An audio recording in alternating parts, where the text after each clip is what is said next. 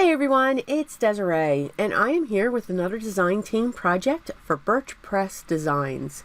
And for this project, not going to use the layering dies. Actually going to use this beautiful stamp set called the Shining Mandala. Or Mandala. Yeah, I think I said that right. This is a beautiful stamp. It's 6x6. It's got some great sentiments that goes with it, and it is versatile, so you can use it as a background. You can use it as your focal point. And this also, there are stencils available for this as well, but we're not going to be using those today. I really just wanted to pull out my distress inks and just have some fun. Some loose watercoloring, nothing specific. So I'm grabbing a piece of watercolor paper, and the watercolor paper that I'm using here is by Arteza.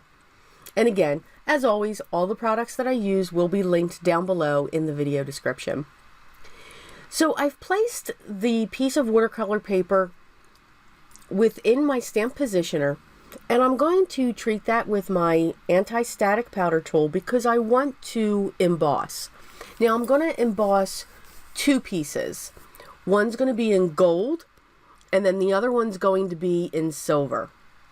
So I'm going to use my Versamark ink, which is a sticky ink that'll hold on to that embossing powder. And I'm just going to grab a one of my microfiber claws to help me put pressure on there. I can't use my hand. I got to have something soft to slide up on it. Yeah. And I'm going to stamp this twice, just to make sure that I have a good, strong impression throughout the piece.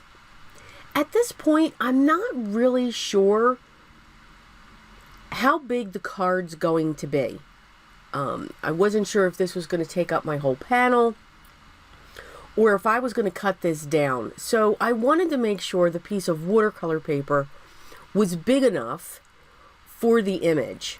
Because again, I can be prepared as I'm creating these cards.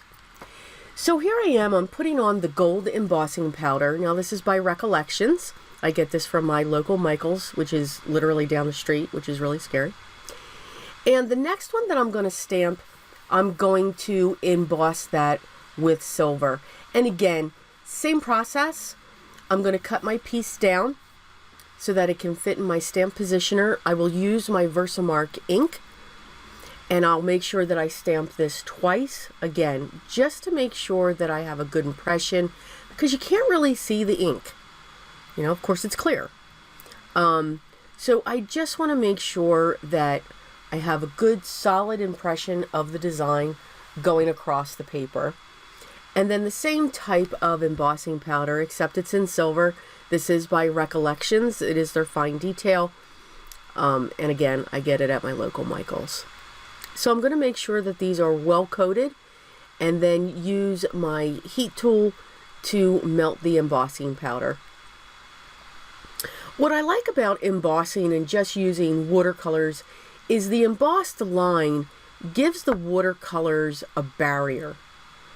Now I'm not going to do any intricate watercoloring with these. I'm going to pull out my distress inks, and I'm just going to put them down on a craft mat. These are the two color schemes that we're going to use. So a cool tone, a warm tone, some could say winter, some could say autumn. But they're the two tones that I wanted to use. So for the cooler one, I'm using Tumbled Glass, Evergreen Bough, Seedless Preserves, Hickory Smoke, and Black Soot. So they kind of are, they're very strange colors. I'm going to use one of my wider brushes and just put a layer of water down, because all I'm going to do, I sprayed a little bit of water. Matter of fact, I did not. I'm going to pick up the ink, and I'm just going to drop it right down onto the panel. I didn't worry about taping the panel down. Even though there could be a lot of water coming onto this, but I wasn't worried about it. I figured if I moved quick enough, while I would have some warping once I heat set it, because I will dry between my 2 layers, and I'm going to use my Ranger heat tool for that before I put my second layer on. It'll actually flatten itself out. I did keep all of this coloring in so that you could see this. That's why it's a little bit sped up faster than normal. So you can see I'm just still continuing to drop those colors in, even going over some of those colors as well. It gives you a different shade of that color, especially when I'm putting on either the hickory smoke or the black soot, just to give that a cloudy effect. But I'm just going to keep layering these, but staying in the same area of which the original colors are. By doing the 2 layers, at least for me, it makes it just a little bit more vibrant, and because when watercolors dry, they dry softer. They're not as bright. So of course I use the silver embossing powder for that one. For this one, we're going to use the gold embossing panel, and we're just going to do the same thing. The colors for this panel, I chose ground espresso, forest moss, dusty Concord, aged mahogany, and fossilized amber. Now, what I wanted to make sure was that there was a lot of the fossilized amber down, a lot of the yellow. And I'm going to come in with the deep reds, the purples. Now, I've got to be careful with the purple because it'll mix with the yellow and it'll give me what we refer to as mud. It'll actually give me a shade of brown. So when I drop this purple down, I'm literally doing that. I'm dropping it. I'm not working it. I'm not mushing it around the page. I'm just putting it down and letting it sit there. And because of the embossed lines that I have, this watercolor is going to pull. And again, it's because of those barriers. So you can see the warmer one almost looks like stained glass, where the cooler one has just got some, it's almost like clouds, because I kind of moved that watercolor around. Again, with this one, I did not. I just dropped the color in. When it comes, what I'm doing now is placing my sentiments. I want to know where they're going to sit within the card design, and I'm going to draw some lines and then cut those sections off. So what I decided to do, again, I trimmed them down for the full size of the stamp because I wasn't quite sure what I wanted to do yet with the card. I like the geometric look, the cutouts that you can do with a background stamp like this. So you can get lots of different shapes. You can make it a different type of focal point. You can push it to the back. I wanted this to be the star of the car, of the card, so to speak. So after I have my lines drawn underneath where my sentiments will sit, I'm going to take this panel and I'm going to make sure, I'm going to be able to move it on the watercolor panel so that I get the colors that I want, if that makes sense. So you can see I'm actually fiddling around with this for a pretty long time. Wasn't quite sure where I wanted to go. I didn't know if I wanted more of the light blue or the gray. But just to keep turning this to get a different look, that's what I'm doing. Now, what you want to make sure is you've got to take this panel and put it to the back, because then it'll sit the same way that you're placing it on there to get the look that you're looking for. So once I knew where it was going to sit, I drew a line, I trimmed that off, and now I'm going to use my liquid adhesive to adhere this onto the back of that panel. Once that's adhered, I will then trim away, just like we trim the sides of our cards and so forth. Now, don't worry, I save all of these pieces. I'll either, every once in a while, I dig into this box that I have and I'll make tags out of them, or I'll make banners, I'll make background banners. So nothing ever does go to waste here.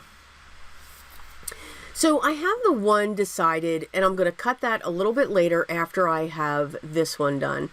So for the other one, I used the Friend Big Script, and for this one, I'm going to use the Best Big Script. No put. Well, yeah, no, yes, the Best Big Script die. Yes. Again, placing my sentiments so that I know where they're going to sit, and then I'll know where to cut that line. Now, once I have that line drawn, I'll take it to my trimmer and just cut along that. Again, doing the same thing. I'm going to make sure I'm going to move it around that panel just to have the look that I want for that focal point. I also want to make sure that I keep my clear stamps to the dies that I'm using because, yeah, we've all done it. We've all mixed and matched our sentiments, and I just didn't want that to happen this time. So, once that is adhered, now again, I did use my liquid adhesive, which is my art glitter glue. This was watercolor. There was a lot of water there. There is some warping. So that glue is just going to make sure that it is adhered and helps it to get flat. I'm going to cut both panels and then get them ready for my card bases. Now my card bases for each of these cards are the standard A2 size card bases, which are 4 1/4 by 5 1/2. And one will be a top folding while the other one will be a landscape, so it'll be a side folding card.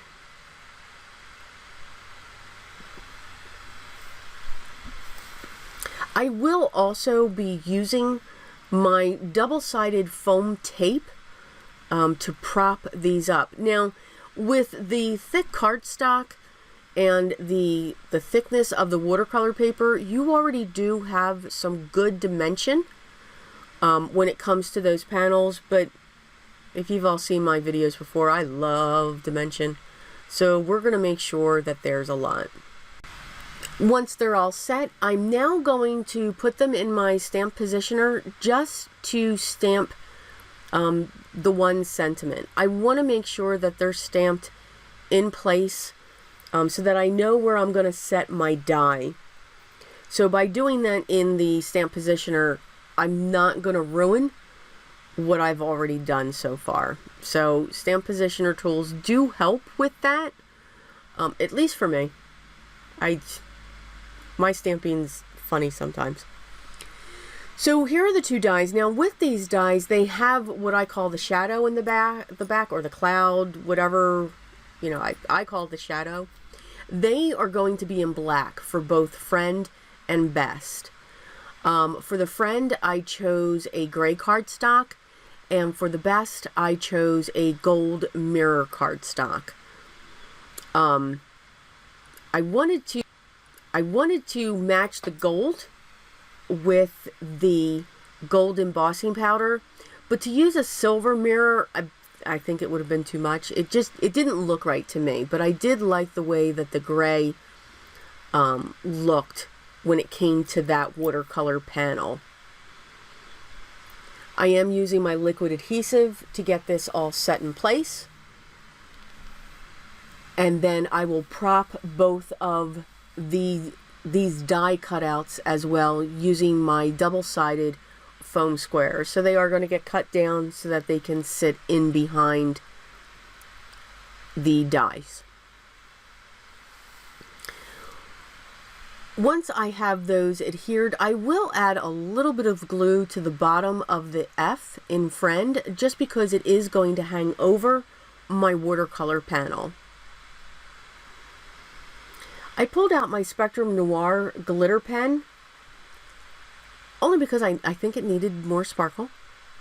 And again, since I have the silver embossing powder and having this little bit of shimmer going on, I think it was a great match.